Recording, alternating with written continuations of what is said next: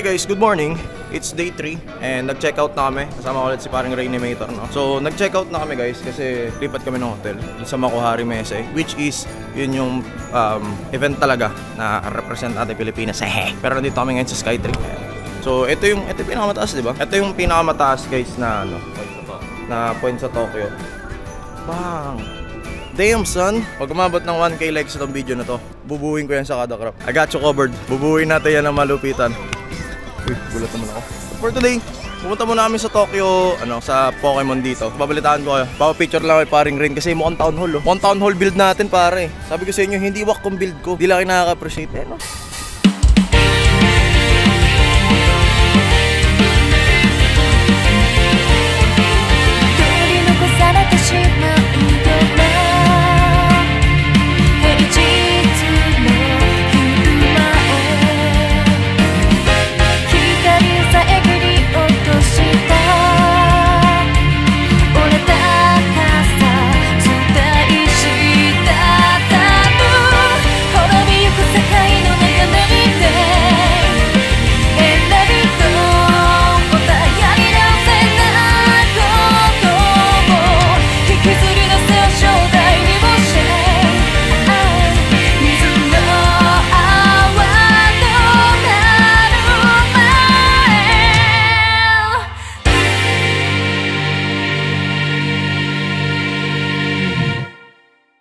Goku pare.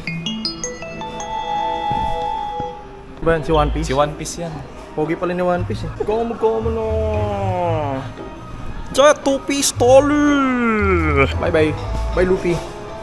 Ang tunay na One Piece guys, ang Taliano Gold. Pabalik na kami sa hotel namin kasi lilipat na kami. So paalam jump base. Hindi namin napuntahan yung Pokemon kasi nandun yung sa may kabila. Pero ayos lang kasi dadaling ko kayo sa may Shibuya. Doon talaga yung pinakamalaking Pokemon Tower, no? Kasi gusto ko yung i-tour. Pero ang pinapanood nyo dito yung araw ko. So pagbibigyan ko kayo, papanoorin nyo yung araw ko. Walang puro lang ako salita. Pero yun nga, na-realize ko, throughout the day, puro na lang mukha ko yung nakikita nyo sa vlog. I'll try naman na scenery. Eto, scenery, mga ganyan. Nari, ganyan. Ayan, scenery. Diba? Anyways, paalam na muna. Napakita ko na sa inyo yung Skytree, napakita ko na sa inyo One Piece. I'll try my best kung magbibideo tayo sa trend, pero I think bawal yun. Pero I'll try. Nakita nyo naman yung trend eh. Pag konti yung tao, pwede. Pag maraming tao, hindi pwede. Ba na tayo? Beep, beep. Kakalula.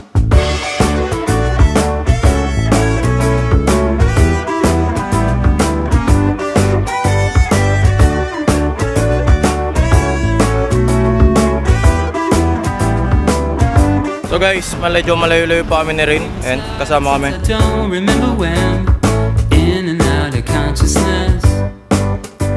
While others might be stressing now, we rely on our facade to help us out. So guys, nasa Makuhari na kami. Sobrang layo pero tingnan nyo naman, sobrang ganda talaga ng train station nila dito. Ayan. Damn. Alam mo ang wish ko na, pakinggan nyo.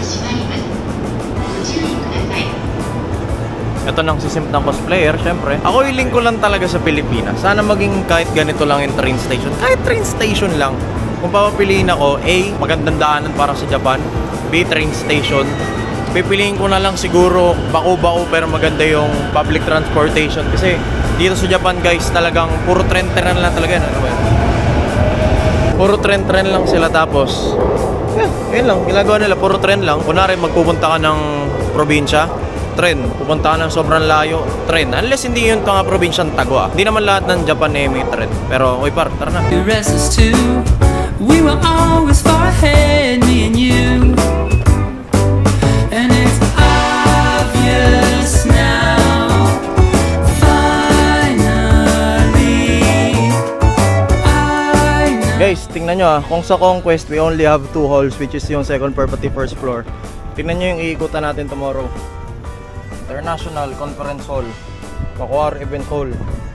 Event halls 1 to 8, 9 to 11. Oh my goodness, kakayanin ba natin maglakad? Sa Moa nga lang, pagod na tayo. I don't know. Ayun yung hall sa may dulo banda. Alam ko di mo makita, pero ayan naman siguro. Hanapin na muna namin yung hotel namin, then I'll let you know. Okay? Mamimili pa tayo ng damit dito. Guys, napakaganda ng pinapanood namin. Meet the boys! Hey! nakalimutan ko na vlogger pala ako. Kasi hindi ako sanay na nagbablog ako. Okay. Sama pa rin si Renovator. Nakabili na ako ng mga damit. Ayan o. Dapis, Place on Earth, GU. So kung nanonood man yung girlfriend ko or kung sino man sa bahay namin, gusto ko lang sabihin na pasensya na po. Bumili na naman ako ng damit. Kaya di naman nagsabi sa akin na dito na ako sa Japan bumili ng damit. Sinusunod ko lang kasi mabait ang anak. So right now nandito kami sa pinakamalaking mall sa Makuhari. Grabe laki na itong mall na to. Parang sa loob ng mall na to, merong 5 mall. 5 mall pre, di ba? Oo, 5 mall. Isang pang family, amusement, pang aso, pang grand, tas pang style. So tapos lang namin sa style kasi bumili ako ng ganito.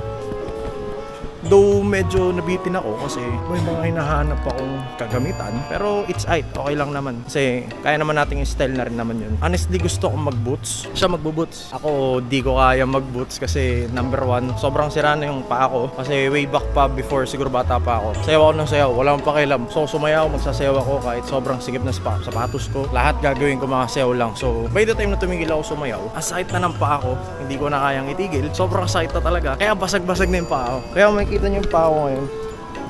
Running shoes na lang yung sinusuot ko ngayon. Hindi lang siya mukhang running shoes kasi yung New Balance kasi ino-optimize nila kahit maganda yung design. Running shoes pa rin bagsak. Pero nasabi ko lang, pasensya na kung wala na naman kayo nakitang scenery. Wala ata sila, hindi. Nakita lang nila pala yung habang naglalakad tayo. Tatagalan ko na lang yung clip na naglalakad ako kasi parang wala ata ako na vlog masyado ngayong araw. Nakalimutan ko na vlogger ako. I'm sorry. I'm sorry. Mura ng damit oh. Be right back. Oops. Dito yung may mga lumalabas ano eh. Dapat ka na yung tunog niya. Isang araw dito sa Japan, meron 2 taong naglalakad, nakakita ng The Grudge. Nararamdaman ko yung pain. Then guys, dito ko na lang tatapusin yung day 3 namin. Actually, makakwarto ko si Gloco with these blisters. Ay, kita ba yung brief mo? Oo, blur ko na. Hindi ko alam kung bakit, pero feeling ko parang isang linggo na kami dito sa Japan, no? Dami ko pang dinaayos sa bahay. Yung kotse ko sira pa. Yung utak ng jowa ko sira pa. Yung utak ko sira pa. Hanggang 27 na lang yung upload ko. Doon yung kinakabahan ako. So pag uwi rat ulit. Anyways, live. Paki-close yung server ng ilang araw para manahimik ang mga bata mo. Kita kids, okay, maraming salamat. Ito po ang aking day 3. Pasensya na medyo walang nagawa, walang ginawa. Medyo marami ba tayong pinunta? Marami kaming ginawa. May pinaka-memorable talaga na ginawa ko ngayong araw na to. Isipin nyo yun, yung bag ko yung pula na yan. May laman na yung sa pambagyan which is nandun. So sobrang bigat niyan. Tapos yung nasakyan namin na train, walang escalator, walang elevator. Nagamit ko yung pag-gym namin. Kapagod, nag-onsen kami. Syempre, hindi pwede pakita yung nag-onsen. Tulog na ako. Kita-kits na lang bukas. Kaya ako lang tinapos ng vlog na to kasi rereklamo kayo pag nag-vlog ako, hindi ko tinatapos. Rereklamo kayo, sinasabi nyo, Kuya King, hindi na ikaw yung vlogger na nakilala namin. Wala na nga yun. Wala na yun. Wala nang eater.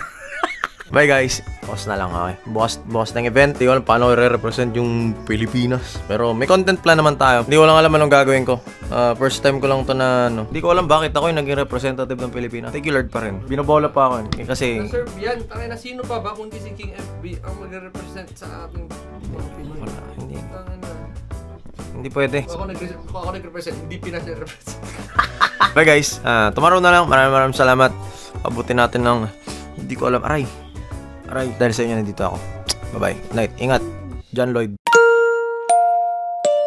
この番組はご覧のスポンサーの提供でお送りします。